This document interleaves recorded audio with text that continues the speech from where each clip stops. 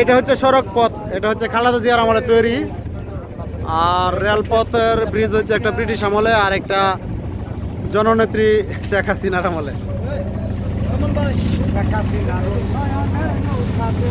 আর ওই যে এটা হচ্ছে খালেদা জিয়ার আমলে তৈরি। দুই পাশে দুইটা শহর, দুইটা বিভাগ, দুইটা জেলা, দুইটা উপজেলা। এক পাশে আশুগঞ্জ আর এক পাশে ভৈরব।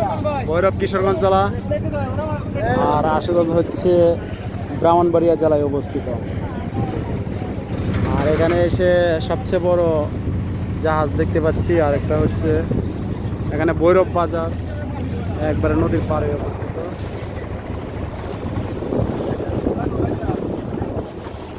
এখন খাবার দাবারের একটা প্রস্তুতি চলছে, হয়তো বা ভিডিও করতে আমার সমস্যা হইতেছে। যে খাবার দাবার আগের দিনের মেজবানি খাওয়ানো হতো কাঁচাই করে ভাত।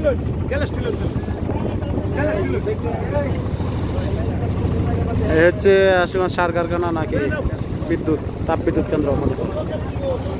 যাক, সঠিক জানি না তাই বললাম না।